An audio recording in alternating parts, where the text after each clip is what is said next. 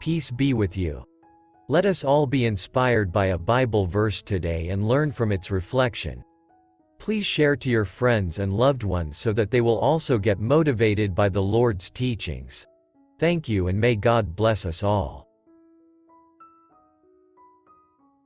Psalm chapter 34 verse 8. Taste and see that the Lord is good. Blessed is the one who takes refuge in him. Psalm chapter 34 is an acrostic poem. In this case, each line of verse begins with a different Hebrew letter, arranged in alphabetical order. The primary purpose of the psalm is to teach moral lessons about God. Its theme highlights God's constant care for his people. In verse 8, the psalm's author, David, invites readers to taste and see that the Lord is good. What does it mean to taste and see that the Lord is good? To taste involves testing or sampling. To see involves understanding or perceiving. The phrase taste and see, then, means try and experience. David urges God's people to discover the goodness of the Lord by personal trial and experience it for themselves. He doesn't want readers to merely take his word for it that the Lord is good. He wants them to actively experience and know for themselves the fact that God is good. Humans associate taste with pleasure and satisfaction.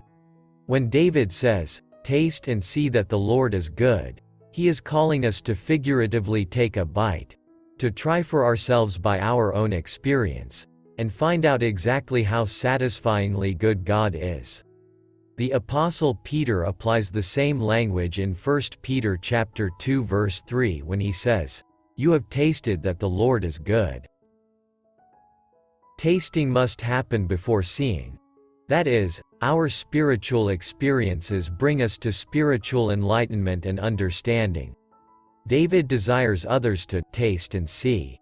He wants them to experience what he has experienced so that they can know what he has come to know, the soul-sustaining goodness of the Lord. Psalm chapter 34 goes on to outline examples of God's incredible goodness to those who take refuge in him. He takes care of their every need. Verse 8 to 10. He provides them with a good, long life. Verse 11 to 15. He is with them through troubles and saves them from their enemies. Verse 17 to 22.